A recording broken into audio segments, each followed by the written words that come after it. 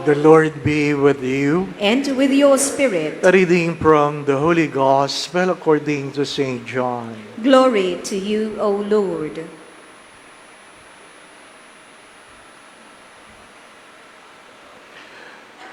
God so loved the world that He gave His only Son, so that everyone who believes in Him might not perish, but might have eternal life. For God did not send His Son into the world to condemn the world, but that the world might be saved through Him. Whoever believes in Him will not be condemned, but whoever does not believe has already been condemned, because he has not believed in the name of the only Son of God.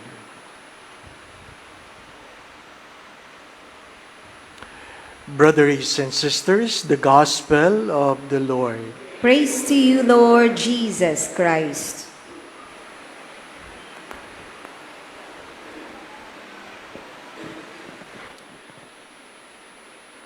Few days ago, I was trying to console a friend, complaining that he was forgetting a lot of things.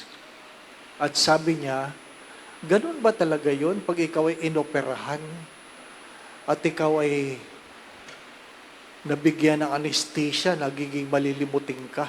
Ano po? Agad-agad sabi ko, parang hindi naman. Parang hindi naman. Ano po?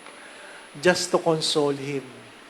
But few days ago, I was contemplating of that because it was really a struggle. Sadyang nakakalimot ka. Kahit wala kang anesthesia, pag tumanda ka, nakakalimot ka talaga. Hindi po ba? Ano? Pagkatapos ng misa, binabati ko yung mga tao sa likod, and a very familiar face greeted me, and I stretched my hands to him. Sabi ko, sino ka nga? Sabi niya, si Father Baste. Natawa ako sa sarili ko nga pala. Kaya pala pamilyar na pamilyar, ano po. Bahagi ng buhay, ang sabi nga'y makalimot. Ano po? Pero anong mahalaga? Sapagkat tanggapin ninyo, marami kayong napag-aralan nung high school na hindi nyo na maalala. Kahit nung college, hindi nyo na maalala. Hindi po ba? Ano? Lalo na nung elementary. I'm sure. Sadyang may mga bagay na hindi natin natatandaan kahit wala kang anesthesia. Tanggapin mo yon. Bahagi yan ng iyong pagkatao. Sabi nga ng isa, parang familiar ka sa akin, sino ka nga? Sabi niya, tumigil ka, ako asawa mo. Ano ba? Hindi ba? Pati asawa, kinakalimutan. But what is the second reading trying to tell us? Do not forget to mend your life. There are things you will not remember. There are things you will forget. But do not forget to put right what is wrong in your life. Because we will not be judged by what we know. We will not be judged by what we understood. We will be judged in the way we live our lives. Mahirap yung ang dami mong alam, pero mali-mali ang buhay mo. Hindi ka ililigtas ng iyong talino. Ililigtas ka sa uri ng iyong pamumuhay. Ano pa? Huwag niyong kakalimutan yan. Ililigtas ka sa uri ng iyong pamumuhay, not what you know. What is the first reading trying to tell us? That before God revealed Himself as the only God, the problem is that people believe in so many gods. Polytheistic. Ngayon, dumating at ipinahayag ng Diyos kay Moses na ipakilala mo ako, there's only one God. And when Moses asked, ano sasabihin ko sa kanila? And God revealed Himself, I am who am. I am who am. This God has a name. This God has a name. And it all started there. A merciful, loving, forgiving God. Doon nagsimula. Doon nagsimula. Saan nagsimula yung dogma ng Trinity?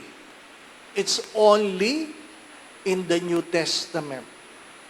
When God incarnated Himself and became man. One God, three person. One God, three person.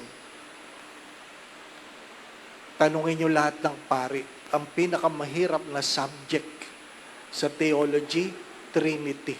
Ano pa? Trinity. At marami ang pumasa na lang sa awa. Sa awa na lang. Ano pa?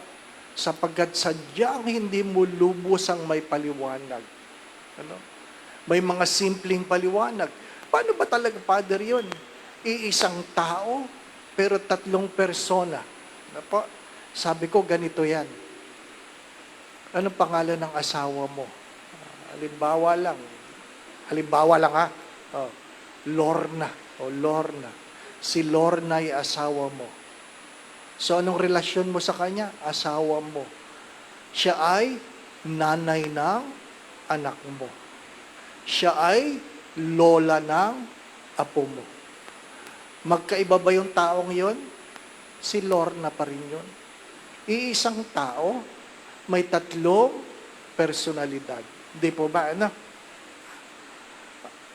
Anong ibig ko sabihin? We can only try to explain the dogma using analogies, but we cannot really comprehend it. We cannot really comprehend it. If you want something scientific, the Father is the Son. The light, the Son, S-U-N, is the Father. The light that you will see through the Son, S-U-N, is the S-O-N, the Son. The heat is the Holy Spirit. Same Son. Hindi po ba, Ngayon, ang tanong doon, kung alam mo yan, maliligtas ka ba yan? Na hindi mo naman binabago ang iyong pamumuhay. Wala rin, di po ba, Sayang ang talino. Sayang ang talino. Ang mahalaga, mayroong pagbabagong buhay. Ano po? Anong pinakasimple? The gospel reminds us of what? You are either condemned or redeemed. You are either condemned or redeemed. Those who believe in the Son is already saved. Those who do not believe is already condemned. Ganun kasimple, hindi po ba, At sabi nga ng isang santo, those who denied God doesn't mean they don't believe in anything. They simply want to believe in other things. Those who deny God doesn't mean they don't believe in anything. They simply want to believe on something. Mga minamahal na mga kapatid, kaya nga po paulit-ulit ko itong sinasabi. Yung bang pinapahalagahan mo, ikaliligtas mo ba? Yung pinag-aawayan nyo, ikaliligtas mo ba? Yung ginagawa mo, ikaliligtas mo ba? Di po ba? Mga minamahal na mga kapatid, sa huli, lahat yan walang halaga. Sa huli. Because we only have a moment in this world. A time to be born and a time to die. You came with nothing. I assure you, you will live with nothing. Sabi nung mister, Ayaw kong ipamana ang aking pera. Kaya gusto ko, pag ako'y ibinaon, lahat ng pera ko, kasama ko sa kabao. Yun ang kanyang kabilin-bilinan. At kumuha siya ng abogado. Make sure na gagawin ito ng aking mga anak, ng aking misis. Kaya, binenta lahat ng ari-arian. Binenta. Kinumbert sa cash. At nang ililibing na si mister, sabi nila, ginawa mo ba ang pinagagawa sa iyo ng mister mo? Sabi sa misis, oo naman. Ha? Hindi ka man lang nagtira ng konting pera? Hindi.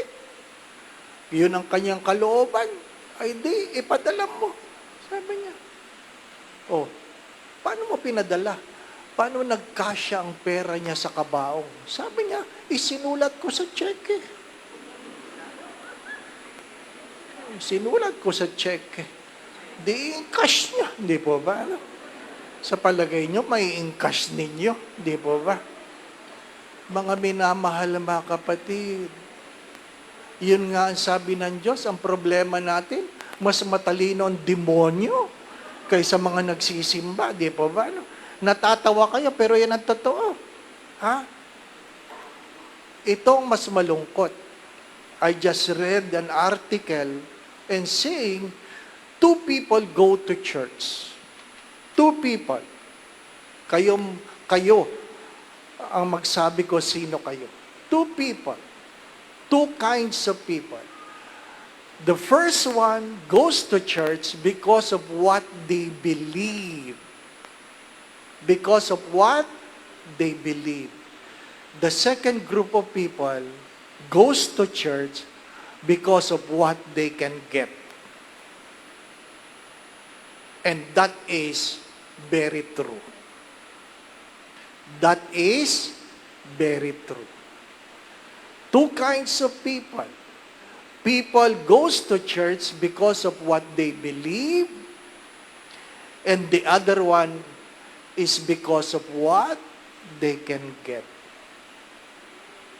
Kaya yung kwento ng isang anghel na hawak yung sulo, torch, at isang timba ng tubig, tinanong ni Jesus, anong gagawin mo dyan? Sabi niya, yung torch, yung sulo, susunugin ko ang langit. At yung tubig, papatayin ko ang apoy ng impyerno. At sabi daw ni Jesus, para saan? Para alam ko kung sino talaga nagsisimba ng dahil sa iyo. Sapagkat mayroong nagsisimbang takot lang sa impyerno o gusto lang pumunta sa langit. Paano kung walang langit? Paano kung walang impyerno? Magsisimba ka ba? Mahirap yung tanong, di po ba? No? Mahirap yung tanong. At sabi sa isang simbahan, sinara ang pinto, nilak. Bumunot ng shotgun yung isang lalaki. Kinasa. Sabi niya sa huling pagkakataon, yung hindi naniniwala sa Diyos lumabas. Yung hindi naniniwala sa Diyos, lumabas. Kalahati na nagsisimba, lumabas. At ipinutok ng isang shotgun. Huling pagkakataon, yung hindi naniniwala, lumabas. Yung naniniwala lang ang paiwan, kalahati ng naiwan, lumabas. Tapos, nung naglabasan, nilak ang pinto. Sabi nung may hawak ng baril, Father, tuloy mo ng misa. Para lang ito sa mga naniniwala. Di ba, anak? Pagkaminsan, magandang itanong sa araw na ito, naniniwala ka ba talaga? Kung naniniwala ka, isinas sa buhay mo ba? My dear friends, my brothers and sisters, a very simple description of the Trinity is that the Father creates, the Son redeems, the Holy Spirit sanctifies. Do not forget that. It is the Father who creates, it is the Son who redeems, it is the Holy Spirit sanctifies. If you are asked, what is the Trinity all about? It is about a God who creates, who is the Father. It is a God who redeems, who is the Son. And it is the God who sanctifies, who is the Holy Spirit. My dear friends, my brothers and sisters, again and again, there are things you cannot fully understand, but we will be judged in how we live our lives. Amen.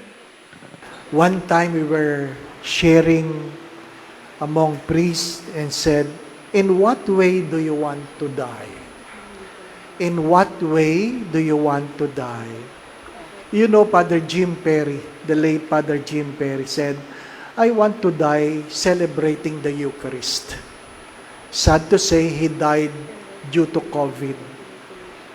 And I remember my late spiritual director, Father Ben Carlos, when he was hallucinating because he was dying already, he was reciting the consecratory prayer of the Eucharist.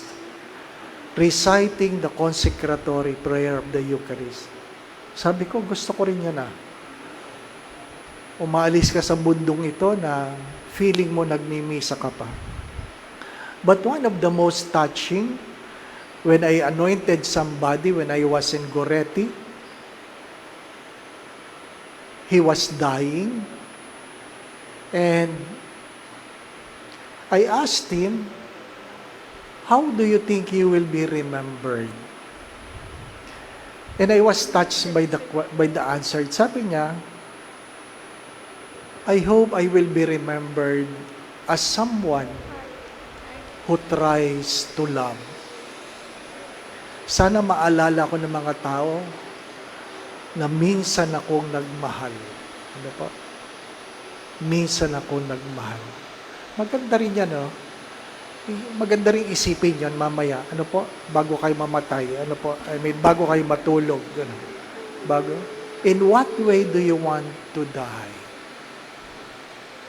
Because, do not forget this, we will be judged not by what we know, but how we live our lives. How we live our lives. We are a people created by the Father, redeemed by the Son, sanctified by the Holy Spirit. Do not forget that. We are a people created by the Father. Nilikha ka ng Ama. Iniligtas ka ng Anak. Pinapabanal ka ng Espiritu Santo. The Lord be with you. And with your spirit. And may Almighty God bless you and your family, the Father and the Son and the Holy Spirit. Amen. The Mass has been offered. We go in peace to love and serve the Lord. Thanks be to God.